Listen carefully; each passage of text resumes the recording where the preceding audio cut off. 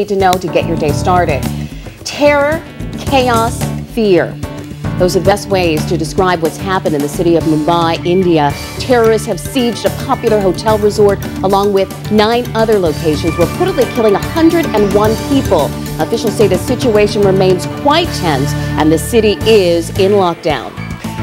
New York City police step up security on subways and trains this holiday weekend. This comes after a government report warns that Al-Qaeda may be planning an attack on the mass transit system. This threat is said to be plausible but unsubstantiated. Despite all the bad news, it is Thanksgiving. All throughout this morning, we'll be giving you tips on how to make tonight's dinner flawless and tasty, especially if Justin Locke is stopping by for dinner. Absolutely. Hey, talking about your turkey day, looking scrumptious today as sunshine looks to be breaking out for most of us. Your forecast is coming up as your morning starts right now. Now, here are your hosts, Greg Coy and Gwen Owens, in for Connie Cola. Good morning, everybody. I am Gwen Owens. Top of the morning, top of the hour to you, everybody. I'm Greg Coy. We have a lot going on throughout New York City to Mumbai, India, but of course it is Thanksgiving and you got friends and family coming over and they want to, of course, know what the weather's probably going to be like if they do some travel. Absolutely, and for that we always go to meteorologist Justin Locke because you always know the deal, right, Jess? Absolutely, and it's good news when it's good news, of course, for you, right? Exactly on this Thanksgiving Day, you like to hear some good news. We've got that. We've got a storm system that's still leaving, departing us. We can say wave and say goodbye to this storm system. The clouds continue to move north. More sunshine breaking out as we show you the radar. Still some snow showers across the lakes. Not that big of a deal. More sunshine will continue to break out. Everybody will be dry today. Kind of cool this morning where we've been the last several days. Temperatures in the 30s. Good tip on warming up. Just eat lots of turkey and gravy. That's all you need. 50 in Philly today, 53 in D.C., 46 in Beantown, even dry in Portland and Albany today. And what about your Black Friday and the upcoming weekend? I've got that forecast for you. The end of the weekend, maybe not so good. Greg, Gwen?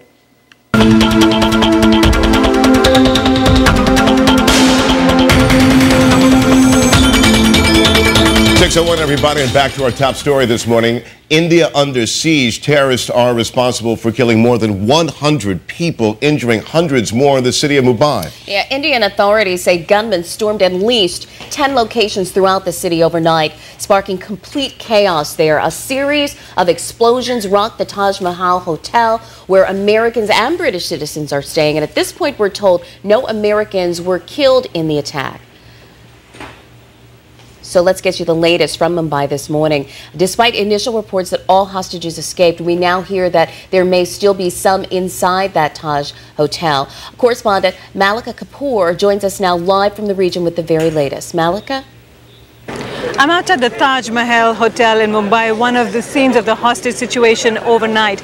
Now, while it appears that the situation outside it is very calm, we are told that it is still could be a live situation inside. The police commissioner of Maharashtra, who earlier told us that all hostages from inside the Taj Hotel have been freed, now says that most hostages have been freed. Not all, but only most of them have been freed. And we are hearing from our sources that there are still some people inside the hotel who are waiting to be given the all clear. The rest of Mumbai very quiet this morning, almost eerily so. Authorities have asked residents to stay away from the streets, and it looks like they are obeying orders. The streets are deserted, schools and colleges are shut, businesses are closed, shops have their shutters down, the stock market is closed because no one really knows whether what happened last night is over yet. I'm Malika Kapoor reporting from Mumbai. And we're going to continue with our developing story now. Let's bring in Dan Damon. He is the host of World Update on the BBC World Service. He joins us by phone. Good morning to you, Dan. Yes, hi, Greg. Reports say that there has been an explosion heard inside one of the hotels, smoke seen coming out of it, reports of police entering the building. What else have you learned from your sources and correspondents on the ground? Oh, indeed, there have been explosions within the past hour. There are 2 hotels involved. The Taj Palace Hotel, that's the one that the police said they had cleared. But it appears that's not accurate because those explosions were heard, some gunfire. Whether the hostages are still held in the Taj or not, we don't know, but it appears that there are still gunmen inside there.